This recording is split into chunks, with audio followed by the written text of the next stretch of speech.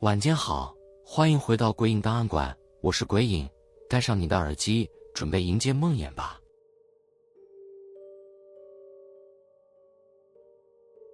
夜幕低垂的黑水湖，黑水湖的名字早在我们决定露营之前就在当地传开了。据说这片湖的深处隐藏着许多未解的失踪案件。阿杰是我们4人中唯一听说过这个地方的人，他笑着拍了拍我的肩膀，怕什么？不过是些唬人的故事罢了。当时我们都轻笑着应和，默认当回事。傍晚时分，我们4个人搭起帐篷，点燃篝火，热闹的笑声与烟火气弥漫在空气中。黑水湖静静地映着星光，远处的山影被湖水吞没，显得神秘而压抑。阿杰讲了一个关于湖怪的故事，引得大家哈哈大笑，可我总觉得有些不对劲。直到阿杰突然停下来，伸手指向湖心，你们看，那是什么？我们循着他的手势看过去，湖心的位置有一抹淡淡的白影，仿佛是一个人影静静地漂浮在湖面上。他一动不动，看起来像是站在水上。我摇摇头，试图让自己冷静，可能是雾吧，这地方潮湿，水汽很正常。可是那身影太清晰了，尤其是当湖水轻轻拍打时，白影随之微微晃动。朋友阿文开玩笑说，说不定真是湖怪，但他的笑声显得有些僵硬。我们谁也不愿承认那白影的不寻常，只得转移话题，继续围坐在篝火旁。半夜的湖风冷得刺骨，我裹紧了外套，睡意却迟迟无法降临。湖边传来一阵水声，像是有人慢慢踩进湖水里，又像是湖水自己在咆哮。我悄悄从帐篷缝隙向外看，却什么都看不到，只有篝火燃烧残余的红光与湖水深沉的黑。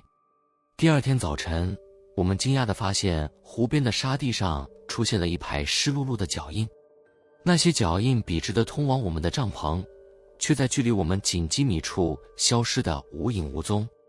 阿杰调侃道，该不会是你们谁昨晚梦游了吧？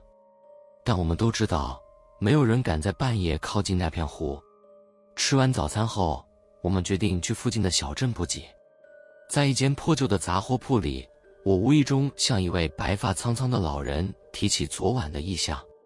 老人听后脸色大变，低声警告我们，黑水湖的水曾经吞噬了很多人的命，特别是午夜时分，你们千万不要靠近湖边，更不能与湖里的任何东西对视。我追问原因，他却摇头不再说话，只匆匆塞给我几根香和一包符咒，这是保命的。回到营地后，我把老人的话告诉了大家，但阿杰嗤之以鼻，那些老头都是唬人的。我倒要看看这湖到底能有多邪门。那天晚上，阿杰提议玩真心话大冒险，输的人要走到湖边去。这提议让气氛顿时凝重起来，但我们都不想被笑话是胆小鬼，只能硬着头皮答应。第一轮阿文输了，他压低声音咒骂了一句，拿着手机当手电走向湖边。几分钟后，他回来了，脸色苍白，什么都没有，但感觉有点怪。我们追问他发现了什么，他却怎么也说不出来。轮到阿杰时，他大大咧咧地拿着手电筒往湖边走去，还故意高声喊，喂，有没有人想来见见我呀？他站在湖边大笑着转身，正准备回来，忽然僵住了，像是看到了什么不可思议的东西。阿杰，你怎么了？我们急忙叫住他。他没有回答，只是伸手指向湖面。我们顺着他的手势看过去，几乎同时倒吸一口冷气，湖水中那个白影再次出现了。不，这次不只是白影，那是一个女人，穿着破旧的白色长裙，脸上却一片空白，没有五官，只有一片黑洞洞的空洞。她的身影缓缓靠近，湖水随着她的脚步荡漾。阿杰被吓得瘫坐在地，我和其他人慌忙跑过去，试图把他拉回帐篷，但无论怎么拽，他的身体都动不了，像是被某种力量锁在了原地。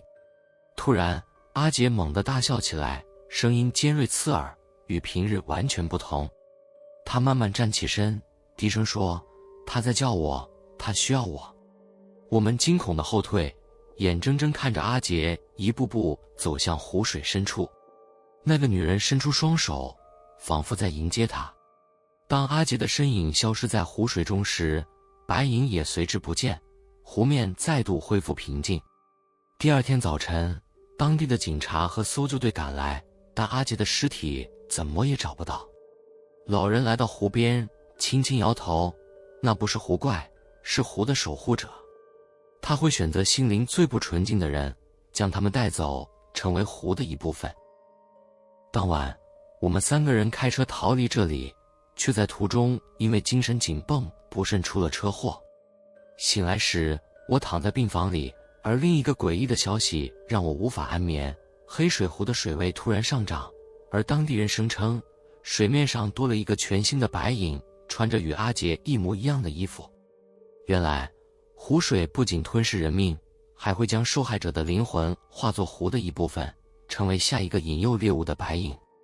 这片湖并非死寂，而是一个活生生的诅咒。帐篷外的脚步声，帐篷内漆黑一片，只有外面偶尔传来的夜风声伴随着树叶沙沙作响。我和女友安妮躺在一起，试图在这片陌生的森林里入睡。白天我们开了4个小时的车才到这片偏僻的露营地。安妮原本有些不情愿，但在我再三保证这里安静，远离城市喧嚣之后，她才勉强答应。篝火早已熄灭，只剩下几缕余烟升起。我闭上眼，身体却迟迟无法放松，仿佛某种无形的压力笼罩在这片空间里。我告诉自己，这只是神经紧绷的错觉，直到耳边响起了一阵轻微的沙沙声。那声音并不大，但在深夜的寂静中格外刺耳。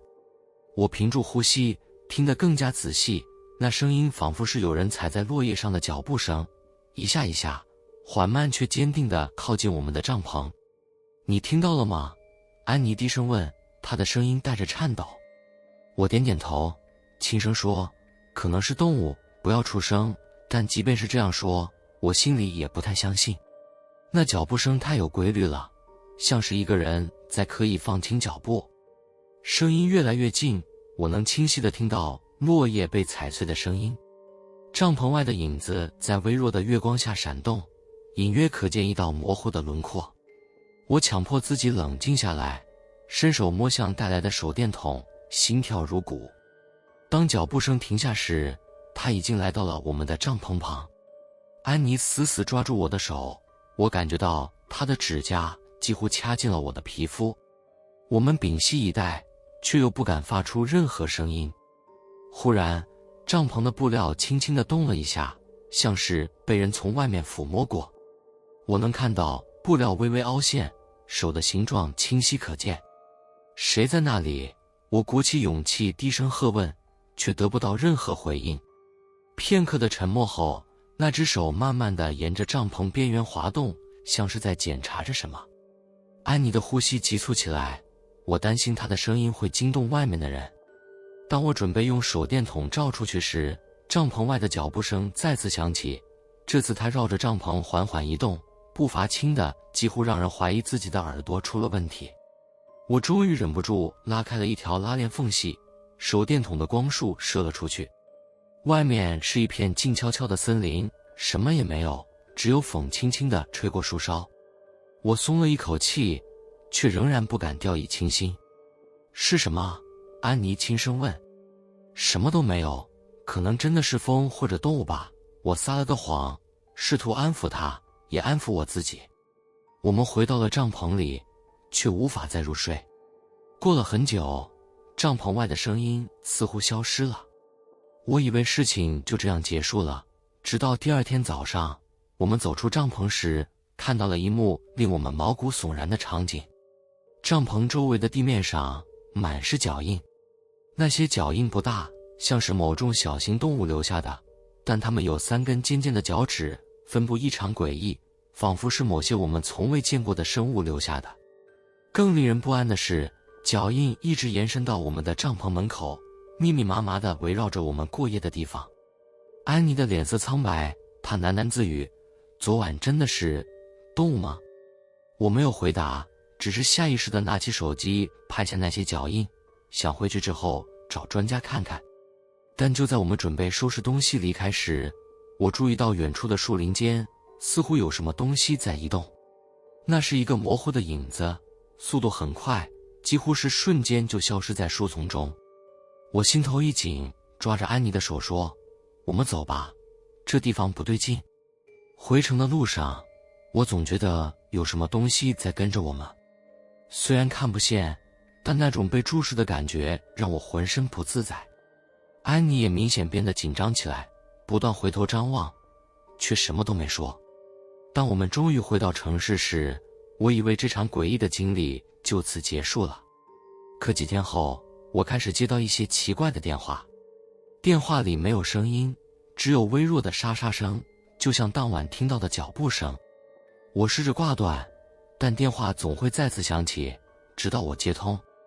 最终有一天，我在凌晨醒来时，发现手机屏幕亮着，上面是一条来自未知号码的简讯，只有简单的一句话：“我们找到你了。”我惊恐地回头看向窗户，外面是一片漆黑，但窗玻璃上清楚地印着3个尖尖的印记，就像那晚看到的脚印一样。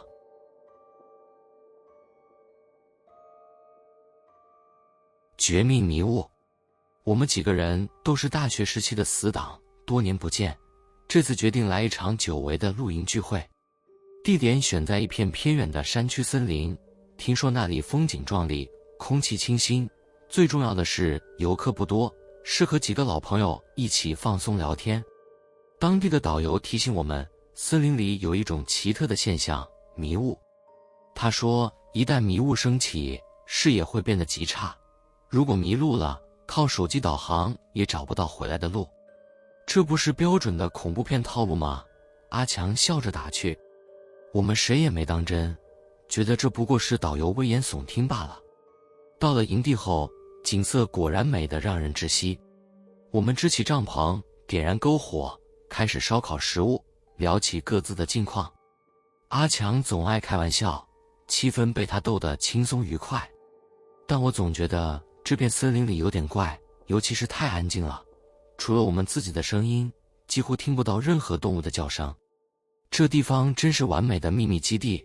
阿强一边大口咬着鸡腿，一边说：“貘人会找到这里。”我们哈哈大笑，却不约而同地朝周围的树林望去。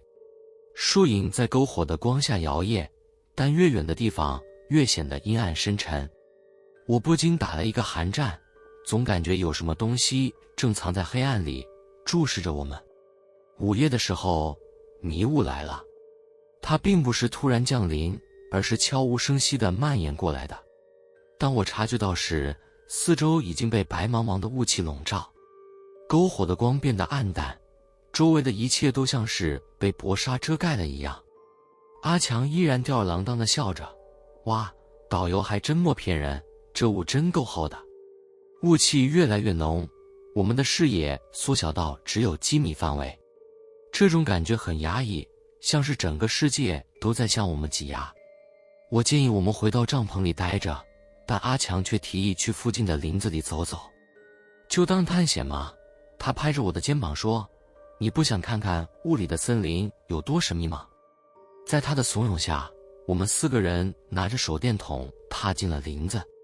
雾气里的树影像是巨大的怪物，手电筒的光打在他们身上，仿佛他们随时会动起来。我们走了不远，就听见了耳语声。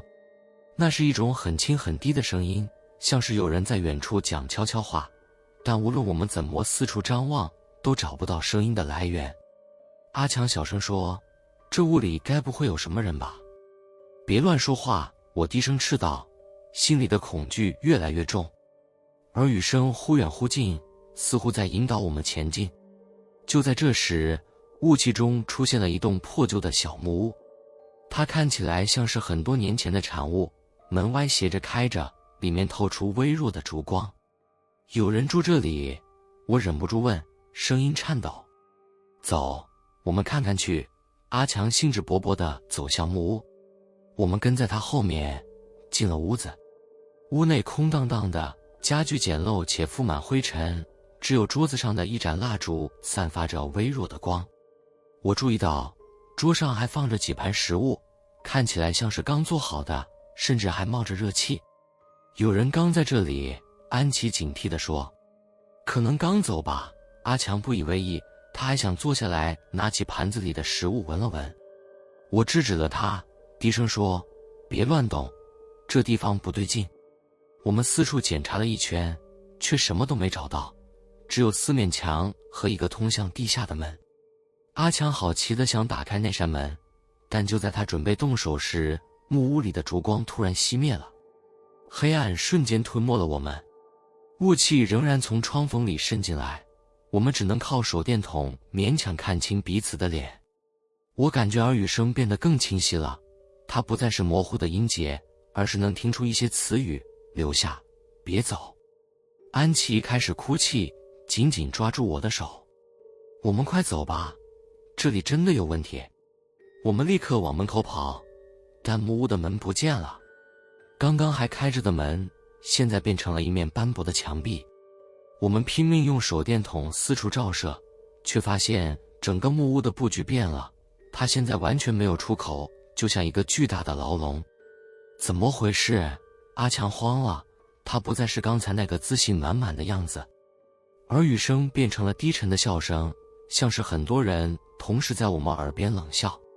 墙壁开始渗出湿漉漉的液体，那味道令人作呕，像是腐烂的泥土和血腥味混合在一起。我们会死在这里吗？安琪几乎崩溃了。就在我们不知所措的时候，地下的门打开了，里面传来了更加刺耳的声音。来吧，下来吧，那些声音诱惑着我们。这是唯一的出口，阿强硬着头皮说，我们只能下去。没有人有其他更好的办法。我们一个接一个走下楼梯，发现楼下是一条狭窄的通道，墙壁用粗糙的石头砌成，滴着水。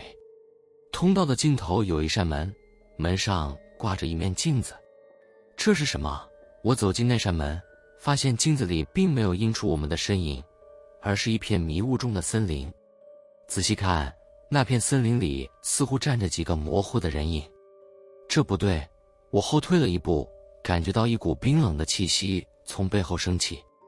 我猛地回头，发现安琪、阿强和其他人都不见了，只有我一个人站在门前。镜子里的迷雾突然涌了出来，把我整个人包围。醒来时，我躺在原来的营地里，周围的帐篷都不见了，只有我的背包和烧焦的篝火灰。我慌忙起身找人，但森林里空无一人，连安琪和阿强的影子都看不到。更诡异的是，我的手机里多了几张照片，照片里是一片迷雾中的森林，安琪和阿强站在里面，他们的眼神空洞，像是完全不知道自己身在何处。而照片的最后一张，是我自己站在木屋的镜子前，脸上带着一种诡异的微笑。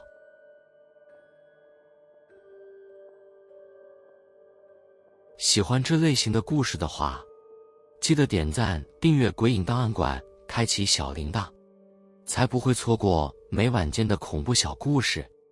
你们有类似的或者其他的灵异经验吗？欢迎留言分享。我是鬼影，我们下次见。